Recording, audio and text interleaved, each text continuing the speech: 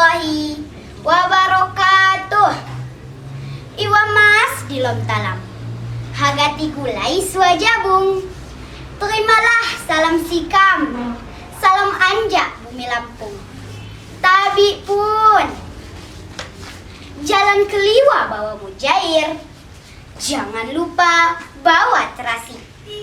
Saya Kaila Zawaredi Syaher dari Lampung Barat, Kabupaten Literasi. Saya kelas 5 SD Negeri 1 Padang Cahya, Kecamatan Balik Bukit. Bapak Ibu Dewan Juri yang saya hormati dan teman-teman yang saya cintai. Kali ini saya akan bercerita sebuah cerita rakyat Lampung yang berjudul Si Bungsu 7 Bersaudara, ditulis oleh MB Imam Santoso. Begini ceritanya. Alkisah, di sebuah kampung di daerah Lampung, Indonesia, hiduplah sebuah keluarga dengan ketujuh putrinya. Kehidupan keluarga itu sangat miskin. Makan saja mereka serba kekurangan. Agar bisa makan kenyang tanpa diganggu oleh anak-anaknya, sang ayah dan sang ibu makan pada malam hari. Suatu ketika, saat sang ayah dan sang ibu sedang makan, si bungsu terbangun.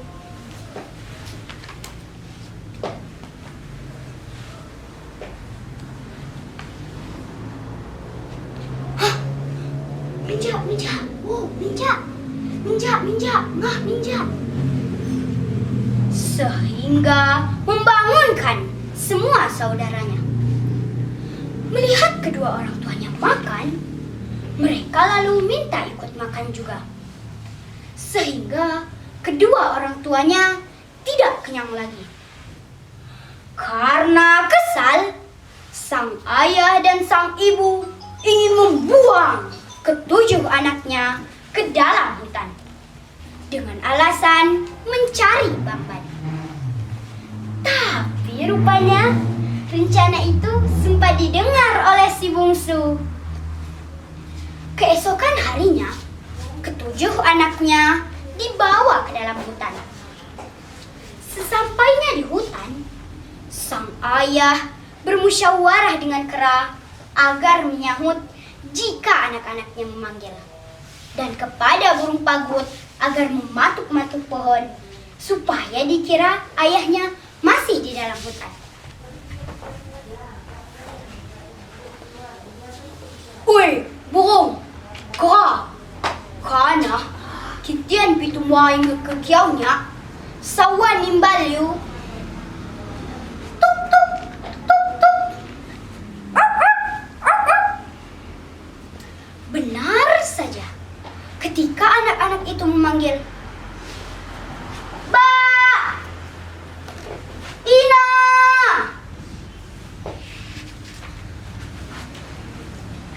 Tuk tuk, tuk tuk.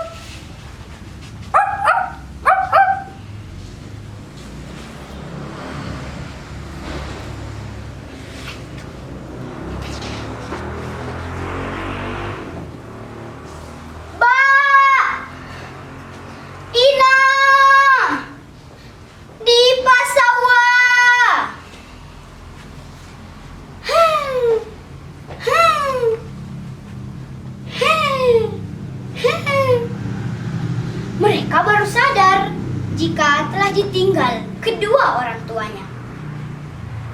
Untung saja si bungsu telah menandai jalan dengan biji kemiri, sehingga mereka bisa pulang. Melihat ketujuh anaknya pulang, ayah dan ibu itu sangat kesal. Keesokan harinya, mereka berencana ingin membuang anaknya lagi. Kemudian si bungsu mengambil biji jagung untuk menandai jalan yang mereka lalui.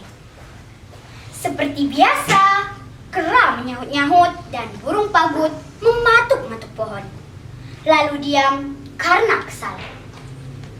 Ketujuh bersaudara itu menjadi tahu kalau telah ditinggal kedua orang tuanya. Si sulung pun bertanya kepada si bungsu.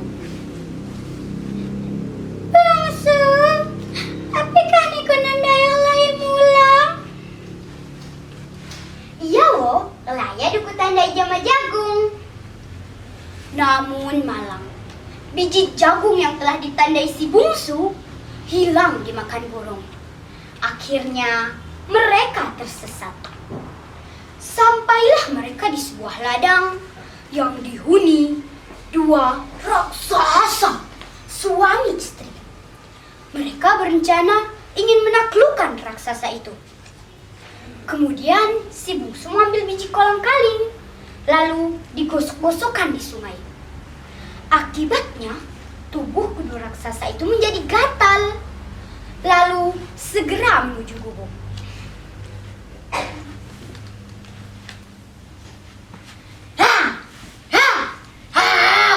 Mandi kecon, mak mandi keceh, gedebush. Mandi kecon, keceh, gatal, Malang, tali gubuk telah dilepas.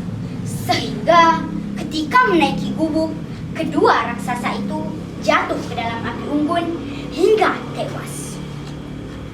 Konon, ketujuh bersaudara itu membuat 7 gubuk di tempat itu. Mereka menanam padi dan bunga-bunga yang harum baunya. Karena baunya yang harum, ladang mereka kerap didatangi kenui. Kenui itu bernyanyi, ingin bersarang dan bertelur di bunga milik mereka. Kui kenui, nyak numpang nyalai di kambangmu. Mingan mak sekah batangmu, mingan mak layu. Tetapi keenam bersaudara itu melarangnya. Nama dan kenai, hani nyalai di kambangku. Mits boleh. Hanya si bungsulah yang memiliki sifat kasih sayang, lalu mengizinkan kenui bersarang dan bertelur di bunga miliknya. Nyalai dan iku kenui di kambang no, agak sekah do batang no, agak layu do bulung no.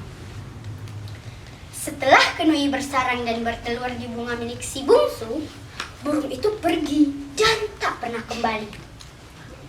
Ketika keenam bersaudara itu pergi ke ladang, si bungsu merasa aneh karena ada yang menanak nasi di rumahnya.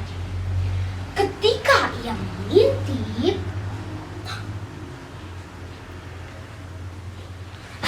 Baba, abang sidang melawan helau.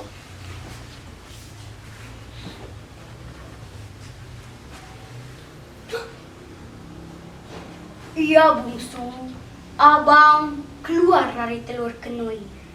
Kenui yang pernah bersarang dan bertelur di bunga milikmu. Pemuda dan si bungsu saling menyukai. Akhirnya keduanya menikah. Karena iri, keenam saudaranya menyingkirkan si bungsu dengan cara mendorongnya hingga jatuh dan hanyut ke sungai. Konon, si bungsu yang hanyut di sungai ditelan ikan besar. Karena perutnya terisi manusia, ikan itu cepat lelah, lalu segera menepi di pinggir sungai. Seorang nenek yang sedang mandi melihat ikan itu.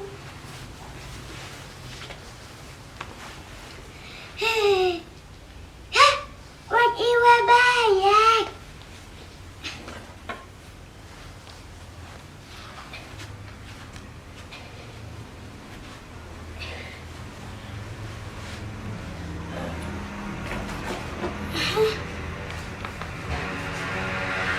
Namun, pisau atau golok tidak dapat melukai ikan itu.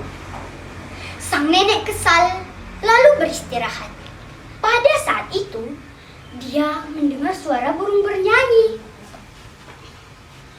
Bolidang, bolidangi, pabeli iwa balak.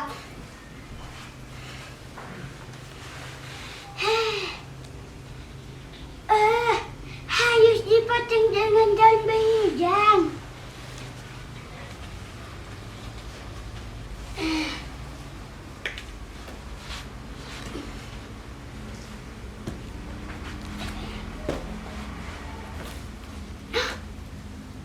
Gadis cantik, siapa kamu? Kemudian sang nenek mendengarkan cerita si bungsu dengan penuh haru.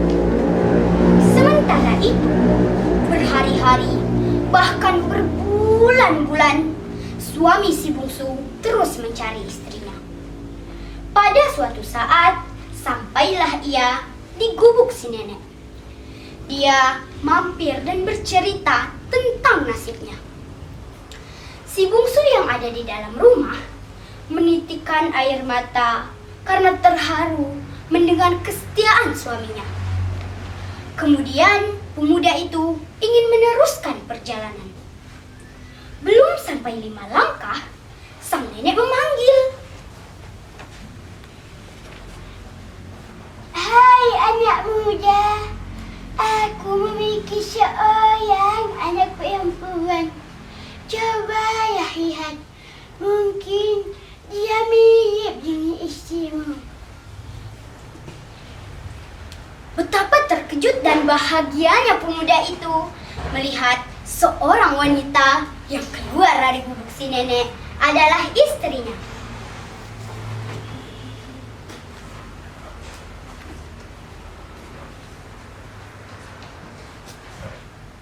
Bungsu, iya nek, dia si bungsu istriku. Terima kasih ya. Nenek telah menjaga dan merawat istriku dengan baik. Kalau begitu, kami pamit ingin pulang.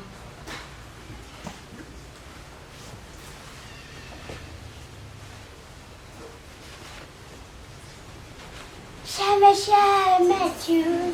Iya, hati-hati. Sesampainya di rumah, keenam saudaranya merasa menyesal.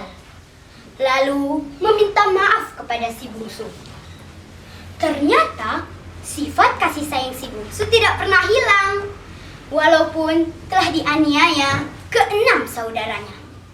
Terbukti si bungsu memaafkan keenam saudaranya. Pesan moral dari cerita ini adalah yang pertama, hal jazaul ihsani illal ihsan. Orang yang suka menolong akan senantiasa mendapat pertolongan dari Allah. Yang kedua, sifat pemaaf akan menjaga kerukunan dan menjauhkan munculnya bibit-bibit permusuhan antar sesama. Berlari pergi ke pasar, beli semangka tanpa biji. Kalau ingin jadi pintar, jangan lupa berliterasi.